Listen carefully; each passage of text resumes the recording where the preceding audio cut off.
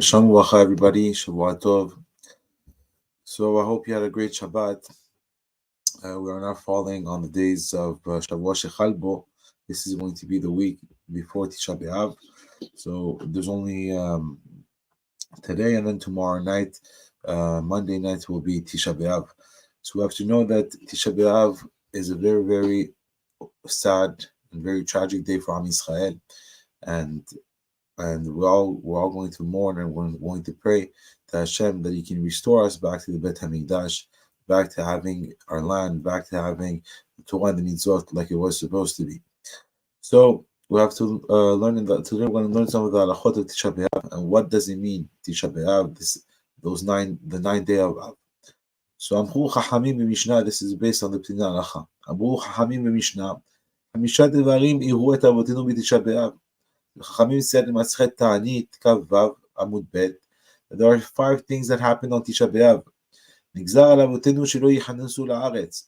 There was a decree that the Jewish people, when we were in the desert with Moshe Rabbeinu, would not be allowed to enter back the land of Israel after the sin of the spies. V'charev habayit barishona u'bashniya, and the destruction of the first temple and the second temple in Yerushalayim. V'necheda Beta, and the city of Beta was captured.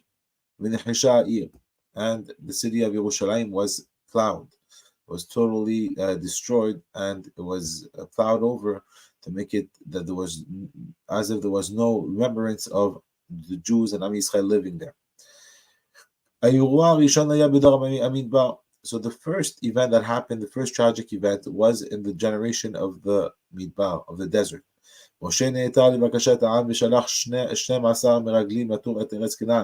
So Moshe went and he agreed to the request of the people to go and send 12 spies to go and visit Eretz Canaan, which is now Eretz Yisrael.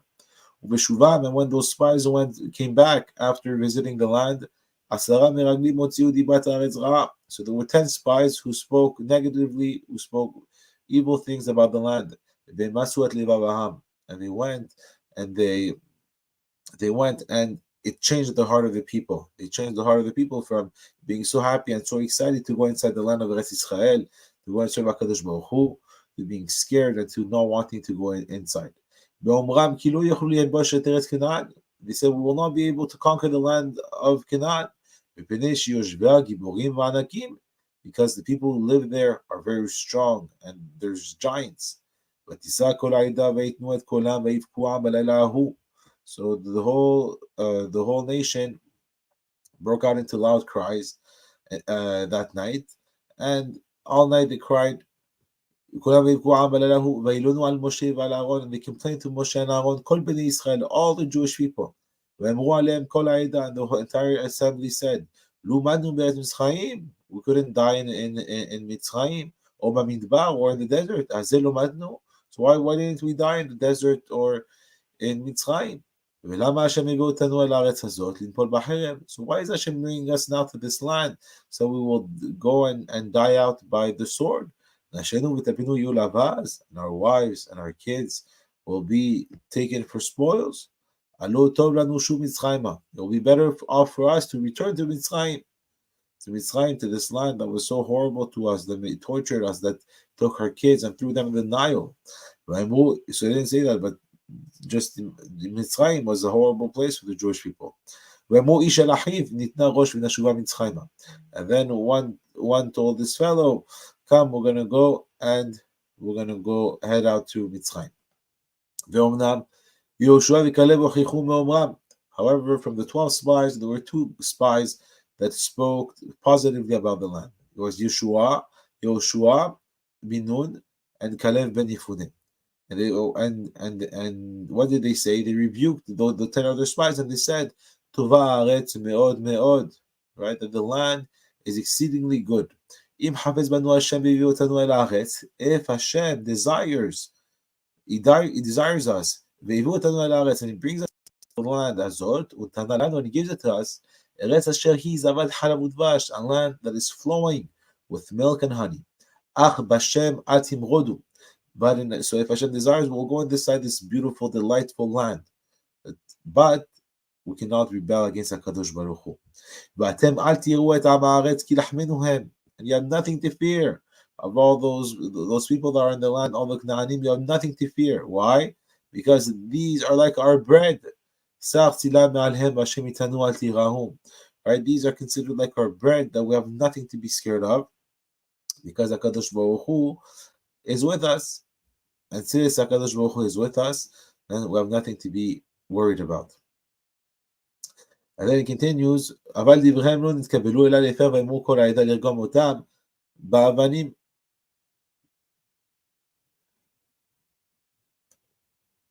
So even if they told them you have nothing to fear, HaKadosh Baruch Hu, that they have no protection, HaKadosh Baruch Hu is with us, and therefore we have nothing to fear. Right? Even now we see with the war, with those monsters, what do we see? We see that HaKadosh Baruch Hu is the one in charge. And when HaKadosh Baruch Hu is with us, like Rav Mansour said, they have weapons and we have weapons. They have tanks, we have tanks. However, what do we have that's extra? We have, and what's the most important? We have HaKadosh Baruch Hu. So when we learn Torah and we do mitzvot and we do chesed and we do good things and we improve this world, so HaKadosh Baruch Hu is with us. And when He's with us, there's nothing, no one that can come and harm us and do anything bad to us. But now, instead of accepting those words and to accept that HaKadosh Baruch Hu is with us, so they said, they wanted to kill them. They wanted to kill Yehoshua ben Nun Kaleb ben Yefuneh. So מכמה בחינות חטא מרגלים חמור במחטא העגל. So we're going to see that in reality, the sin of the spies on many levels was worse than the sin of חטא העגל. What was חטא העגל? חטא העגל was the sin of the golden, the sin of the golden calf. And how was it worse? שבחטא העגל לא כפו לגמרי בהשם ומשה. Because the חטא העגל, in reality, it wasn't a way to go completely against Hashem and Moshe. רק טעו וחשבו כי החש למשה נסתלק, because the Am Yisrael, and the people that participated, because it wasn't all the Jews that participated, but the people who participated, they טעו וחשבו כי החש למשה נסתלק. They went and they made a mistake, and they thought that after Moshe took time, didn't come back, so they thought they would have no leader where Hashem will reveal Himself to, and He will be able to guide the people. That Hashem will not go by Himself to speak with them. And they had to go and find a God that will be used as a intermediary between them and HaKadosh Baruch Hu. And therefore, after Chet HaEgel, you have to remember that the timeline is that Chet HaEgel, the sin of the golden calf, happened after before we received officially we didn't receive the Torah fully, because Moshe was up for 40 days and 40 nights writing the Torah from the Word of God, and therefore we didn't. It was at the beginning, and then when it was at the beginning, we did the sin, and HaKadosh Baruch Hu forgave us, and then we're still supposed to go in the land right away. But the sin of the spies, it was a kfira, it was a denial that HaKadosh Baruch Hu is the one running this world, and He's the one who's able to change things in this world. And if He's with us, and He's able to go and destroy any enemies that we have. And HaKadosh Baruch Hu would be the one helping us to conquer the land. And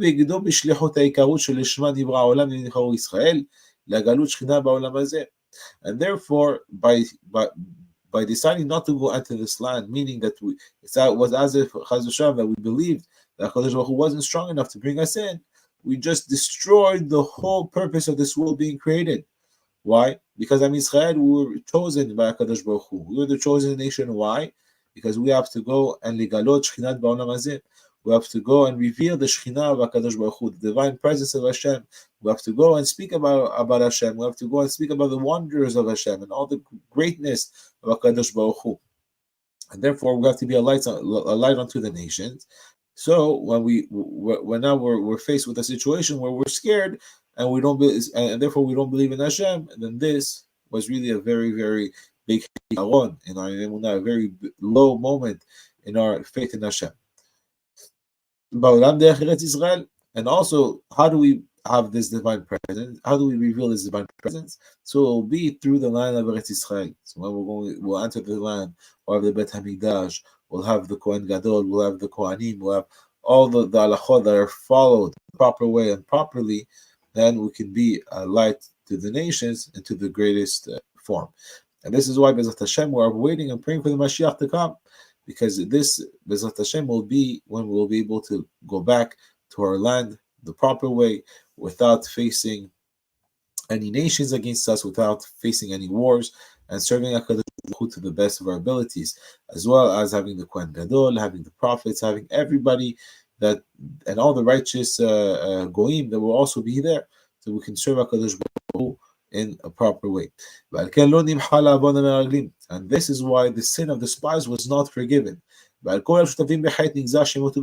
therefore all the people that are responsible, all the partners inside the chet, inside the that were included in this sin, there was a gzera on them, there was a decree that they will die in the midbar.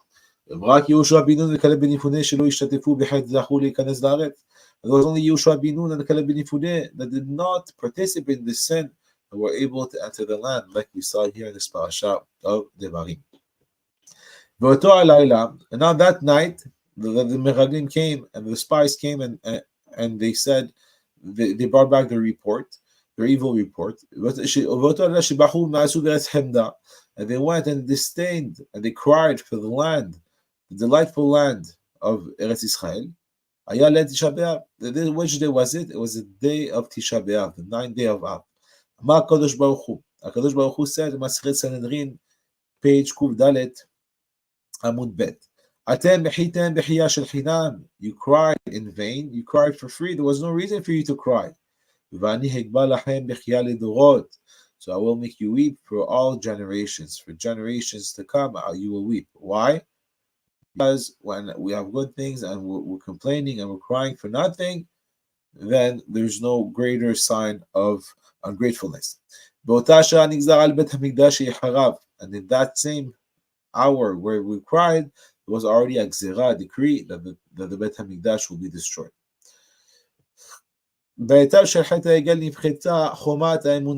Because of the sin of the Hegel, there was a breach inside the walls of the Emunah. And because of the Chet HaEgel, we saw that there was also a crack in the walls of Jerusalem. And this led to what? To also a crack inside the Bet HaMikdash, in the respect of the Torah and the service in Bet HaMikdash. And because of the sin of the Meraglim, there wasn't, so we see that the Chet HaEgel, it was a crack in our emunah, in our faith in a God. However, in our the Chet HaMeraglim, the sin of the spies, was a crack in, no, it was a destruction. It was a destruction of our emunah.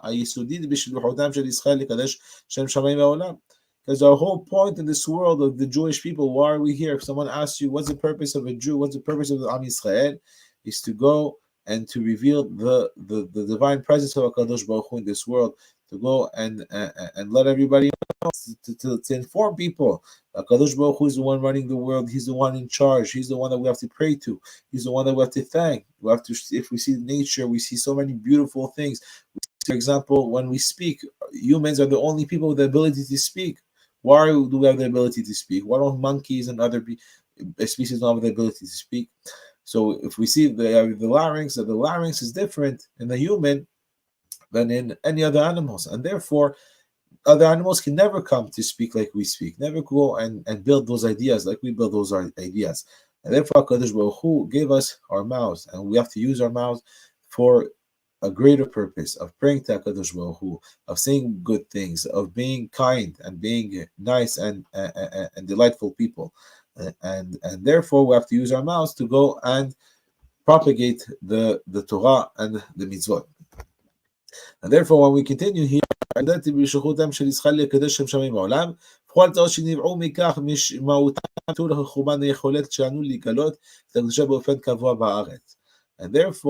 because of this of this saying of the sin of the spies, it brought that we had all the different hardships that came after it to make it was impossible for us to fulfill our mission, which brought to the nullification, destruction of our ability to reveal the holiness in Eretz Israel on a permanent basis, and therefore we're not able to do it anymore.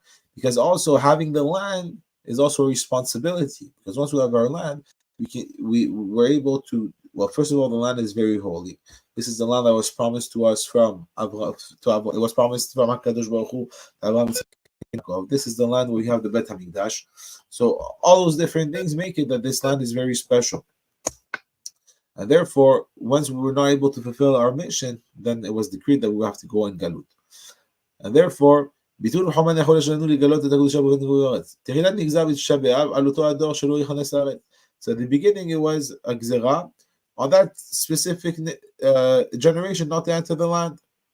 וכיוון שלא הזיכנו לתקן את חטא המרגלים. And so we're not able to go and fix the חטא המרגלים.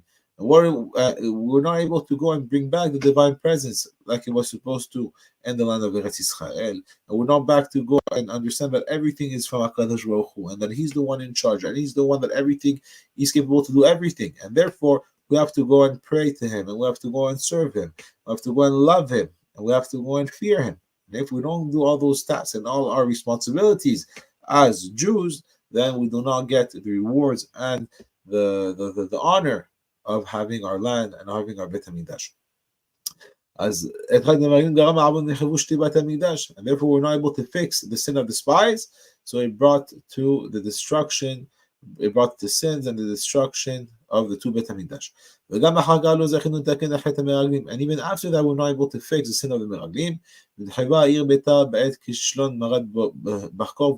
And even after that we're not able to fix the sin, and the city of Betar, where we had hundreds of thousands of Jews there, it was all destroyed, and tens of thousands of Jews were killed when the revolution from Bar Kokhba failed, and the Romans were able to enter and breach the walls.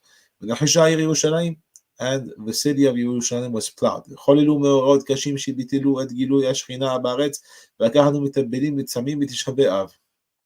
So all these tragic events prevented the revelation of the divine presence in Eretz Israel, and that is why we mourn and fast on Tisha B'Av, because we're so close to HaKadosh Baruch Hu at this time. Where we had prophets, we had the Bet HaMikdash, we had the service, we had the Kohen Gadol, and it was such a wonderful time where we were so close to our Creator. Our neshama is given straight from Hashem, and that we're able to to have such a divekut with HaKadosh Baruch Hu. And when we lose all of this, when we lose our and not only we lose all this, but we lose also our pride in being Jewish, pride of doing the Torah and the mitzvot. It says that HaKadosh Baruch Hu is Zokef Kifufim. What does it mean, Zokef Kifufim? Is that HaKadosh Baruch Hu decided that the Jewish people should be upright. We should be proud of being Jewish people, of being Jewish, of following the Torah. However, when we were sent to Galut, all our pride and our happiness of being the chosen people, of following the Torah and mitzvot, all went down. And the idolaters, the people who go against Hashem every day, they're the ones with the pride. So, B'ezrat Hashem, we pray that Hashem will return to us through our to our land the proper way, with the Mashiach and the Bet HaMikdash. Now we're going to do some of the halachot of pregnant and nursing women on Tisha B'Av. So even on Tisha B'Av, even pregnant women and nursing women are obligated to fast. Because it's only sick people that are permitted not to fast on Tisha B'Av. They are exempt. And even though meubarot and minikot, as long as, so pregnant women and nursing women, as long as they do not feel very weak, they are considered like healthy women. However, for the other fast days, so except for Tisha B'Av and Yom Kippur, the other fast days, they are exempt from fasting. That time, and why are pregnant women and nursing women exempt from fasting during the other smaller fast. Because the Nevi'im, they only made a prophecy, and they only made a takana that we have to fast on these days when there will be harsh decrees on the Jewish people. And when there's no harsh decrees, then fasting is only talui beretzon Israel. It's only going to be dependent on the will of the Jewish people. Therefore, all the Jewish people took upon themselves, and they took as a minhag that they will fast on those days until the Beit HaMikdash will be rebuilt. Speedily in our days. But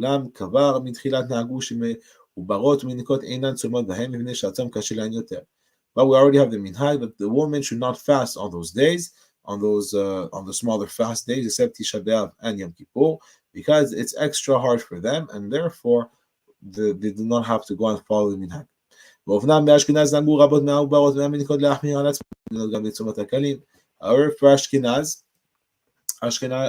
Ashkenaz, the women that are pregnant and minikot, they are mahmir on themselves. They fast even on the smaller fast. Maybe the reason is because there was a lot of harsh decrees on the Ashkenazi population in Europe. However, the accepted custom today, where we see many places that even Ashkenazi women that are pregnant or nursing and do not fast during the smaller fast. So where are the smaller fasts? So we're going to say it's going to be Asara B'Tevet, it's going to be Tom Gedalia, it's going to be Shiva Asar B'Tamuz, it's going to be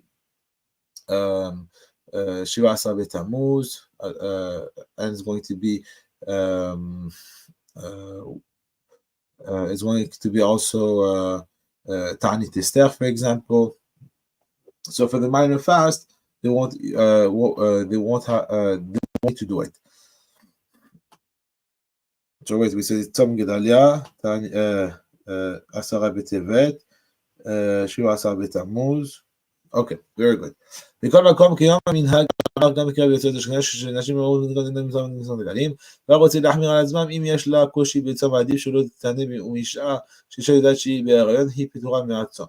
And therefore, if now she will have even if a woman wants to be mahmir on herself and she wants to do the fast, the smaller fast, if it's going to be difficult for her to fast, it's better that she does not fast. And as soon as a woman knows that she is pregnant, then she is exempt from. Then she will be exempt from fasting. Okay, so now we're going to go to the next halacha.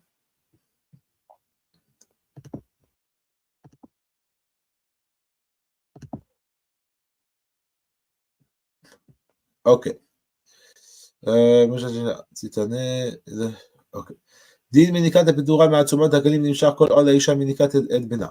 when we say that she will be exempt from the tzumot, so as long as she will be feeding her son, she will be exempt. So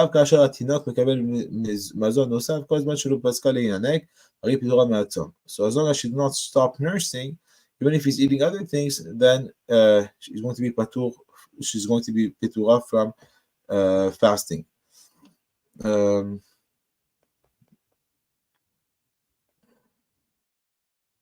Okay, so we see that. So we'll be more lenient for the smaller fast. And there's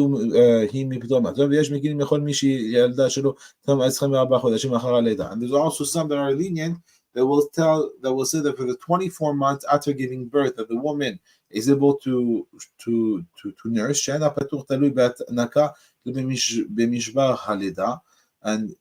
they will also be exempt for 2 years. They will be exempt from fasting. Why? Because it doesn't go only about the woman truly nursing, but it goes by the fact that the body is in a way broken, and for it to go back to its original place is around 2 years, and therefore for 2 years there's an exemption for the woman. מעשי רבו המחמירים הם מתחייבים כל אישה, וסקה להעניק להתנות גם בצומות הקלים. לכן המנהג הריבה, ולכן ההוראה מקבלת למי שחוששת מחוששי בצום, שהתחילה הצום, ואם תרגיש שהצום כשלה, תאכל ותשתה. However, the accepted custom everywhere is that even if it's during those 24 months, then the woman still try to fast during those days if she is not nursing. But if she's nursing, of course, she doesn't need to fast. But so she starts fasting, and if she sees that she's going to be weak, she's going to be allowed to eat and drink. ורוצה לסמוך על דעת המקדים שבלא צום כלל ב10 ו4 חודשים אחר הלידה, יש לה על מי לסמוך, שכמה מגדולי הפוסקים יקילו בזה.